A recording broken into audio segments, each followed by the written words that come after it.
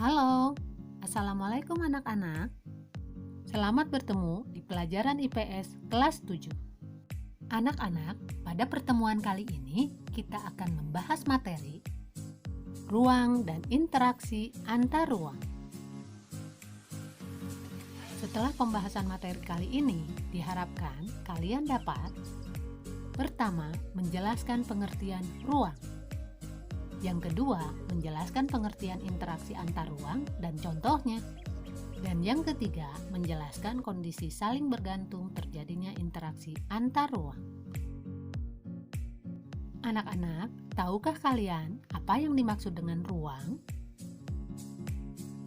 Ruang adalah tempat di permukaan bumi, baik secara keseluruhan maupun hanya sebagian yang digunakan makhluk hidup untuk tinggal. Setiap ruang di permukaan bumi memiliki ciri khas tertentu yang berbeda antara satu wilayah dengan wilayah lainnya. Karakteristik yang khas tersebut dapat berupa tanah, batuan, tumbuh-tumbuhan, dan lain-lain yang berbeda dengan tempat lainnya. Perbedaan karakteristik ruang tersebut menyebabkan adanya interaksi antar satu ruang dengan lainnya, karena setiap ruang membutuhkan ruang lainnya untuk memenuhi kebutuhan hidup. Contohnya, wilayah pegunungan umumnya merupakan penghasil sayuran, sedangkan daerah pesisir menghasilkan ikan laut. Penduduk daerah pantai membutuhkan sayuran dari daerah pegunungan, dan sebaliknya, penduduk dari daerah pegunungan membutuhkan ikan dari penduduk daerah pantai.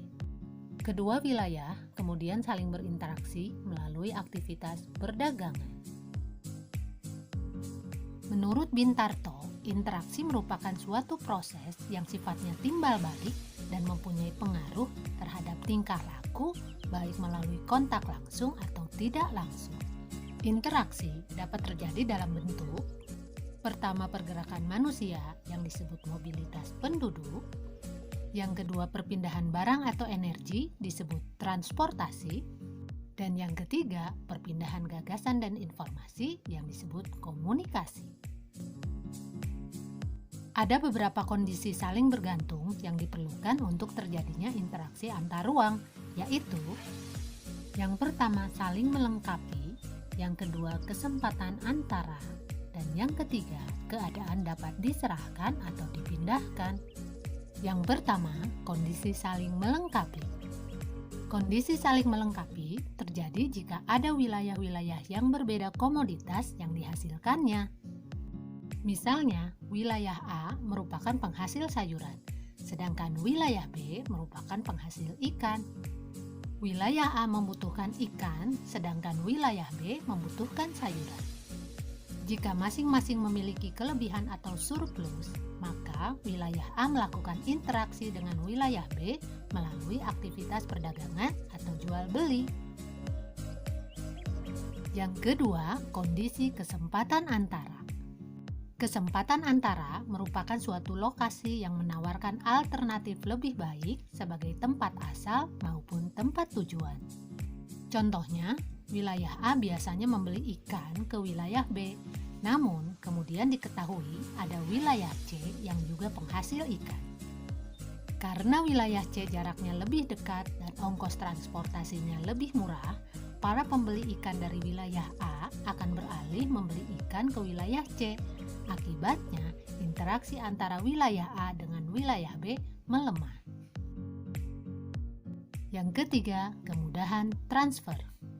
Kemudahan transfer dan biaya yang diperlukan untuk pengangkutan barang atau juga orang sangat tergantung pada ketersediaan infrastruktur atau sarana dan prasarana yang menghubungkan daerah asal dan tujuan.